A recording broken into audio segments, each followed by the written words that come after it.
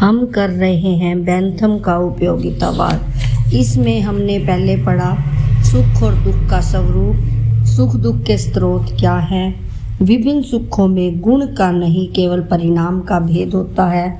आगे हम करेंगे आनंद मापक पद्धति। ये किसकी है? बेंथम की जो आनंद मापक पद्धति है वह उसने क्या दिया है और आगे क्या बताया है। इसमें बेंथम के विचार में सुख और दुख को मापा जा सकता है। बेंथम क्या कहता है कि सुख और दुख को हम नाप सकते हैं।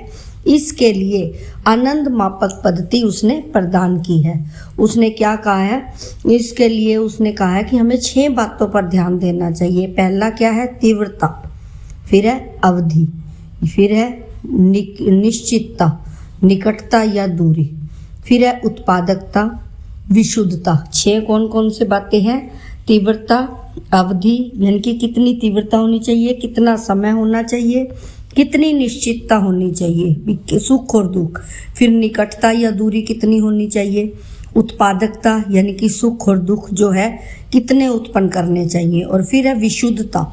और ये बातें सुख और दुख को मापने के लिए आवश्यक है।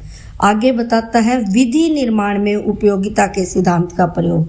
विधि निर्माण होता है कानून निर्माण, उसमें इस सिद्धांत का उपयोग क्या कहा है उसने कहा है कि उपयोगिता के सिद्धांत का अर्थ आनंदों और कष्टों के तुलनात्मक अनुमान की गणना करना या हिसाब लगाना है। विधि निर्माता का उद्देश्य जनता को आनंद देना है। विधि निर्माण में मार्गदर्शक सिद्धांत सामान्य उपयोगिता अर्थात अधिकतम व्यक्तियों का अधिकतम हित होना चाहिए। ये उसने 2 पत्तियां बताई, आनंद मापक पद्धति और विधि निर्माण में इस सिद्धांत का उपयोग। आगे है बेंथम के राजनीतिक विचार अथवा अन्य विचार। राज्य के राजनीतिक विचारों के बारे में बेंथम क्या कहता है कि उपयोगिता के संस्थापक के साथ साथ वह एक विधि सुधारक यानी कि कानून सुधारक था। इसमें क्या बताया है कानून के बारे में? राज्य की उत्पत्ति के संबंध में संविदावादी धारणा का खंडन करता है। बेंथम क्या कहता है कि राज्य की उत्पत्ति के बारे में जो संविदावादी जो धारणा है उसके वह विरोध करता है। और उसमें क्या कहता है? राज्य की आज्ञा का पालन मनुष्य इसलिए करते हैं कि ऐसा करना उनके लिए लाभदायक और उपयोगी है, यानी कि वे अपने हित के लिए करता है। आज्ञा पालन के संभावित दोष अवज्ञा के संभावित दोषों की अपेक्षा कम है। फिर आगे वह प्राकृतिक कानूनों और प्राकृतिक अधिकारों का खंडन करता है। क्या करता है? प्राकृतिक कानूनों और अधिकारों का खंडन करता है। फिर स्वतंत्रता के बारे में क्या कहता है वो?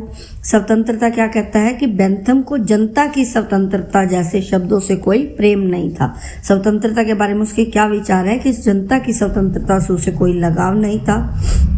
वह फ्रांस के क्रांतिकारियों के स्वतंत्रता, समानता, भाईचारे के नारे को भ्रामक मानता था। आगे क्या है? उसके शासन संबंधी विचार क्या है? शासन के बारे में वह क्या कहता है कि बेंथम शासन के प्रकार के संबंध में विशेष चिन्हित नहीं है, यानी कि उसके विशेष चिन्ह नहीं है, यानी कि कोई विशेष पद्धति उसकी नहीं है शासन की। शासन का एक ऐसा प्रकार भी हो, उसका प्रमुख सिद्धांत यह होना चाहिए कि वह अधिकतम जनता को सुख प्रदान कर सके। आगे क्या कहता है वह? अतः जनतंत्र ही अधिकतम लोगों के अधिकतम सुख का साधन बन सकता है। उसने क्या कहा है? अधिकतम लोगों का अधिकतम सुख उसका हित है। बेंथम ब्रिटेन के तत्कालीन संविधान को अपूर्ण मानता था और इसके प्रति असंतोष व्यक्त करते हुए भी उसने कई महत्वपूर्ण सुझाव दिए।